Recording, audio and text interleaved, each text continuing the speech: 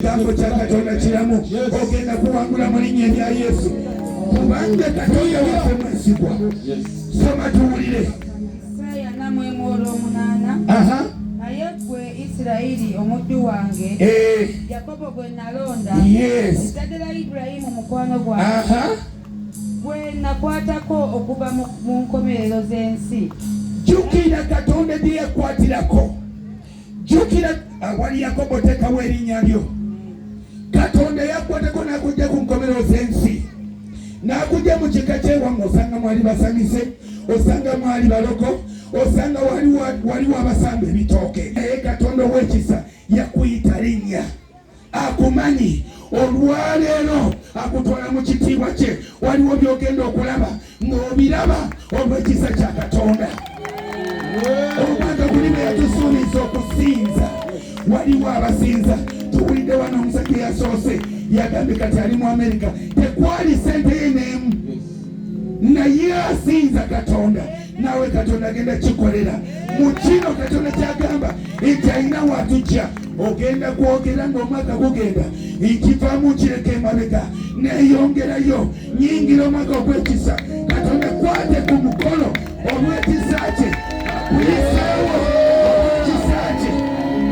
Nga si mutaggawo, nga si maanyiko, si sente zo, naye olw'ekisa kye.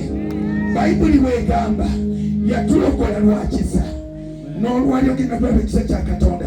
2:25 agenda kutambula naffe. Yongera mu maaso tuwulire.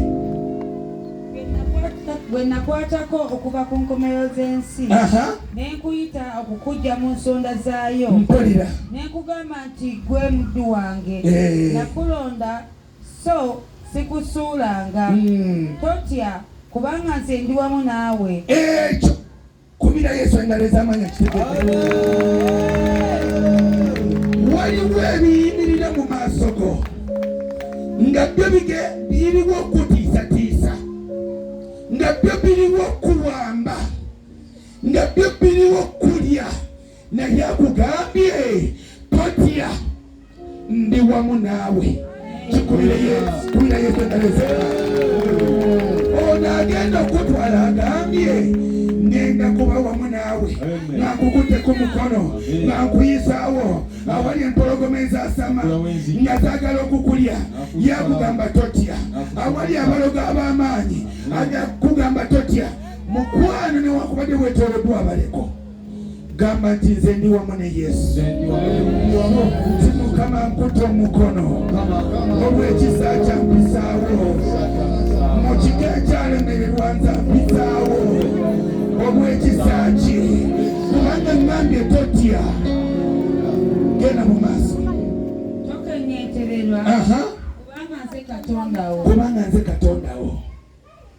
Mukama bw'akugamba nti nze Katondawo, okibuuzanga Isirayiri ng'agijja Emisiri. Bwe yagamba nti nze Katondawo nkutwala mu nsi eri. Mukwano bwe yali akulembedde Isirayiri, ensozi zalengera Isirayiri ne zitandika okujukumira, ne zitandika okukankana, ne zibuuka nga ziviira Isirayiri. Isirayiri n'ayitawo ng'akumba. Namba abalogo bwe balengera Isirayiri ne batandika okutya. Bwe balengera Jeeni omwana wa Katonda ne batandika okujugumira. Bwe babuukabuuka nga baviira Isirayiri. Ennyanja n'etunuulira n'eviira Isirayiri. Ekizibu kigenda kuviira. Ate nalokoka gamba nti ndokoka kati.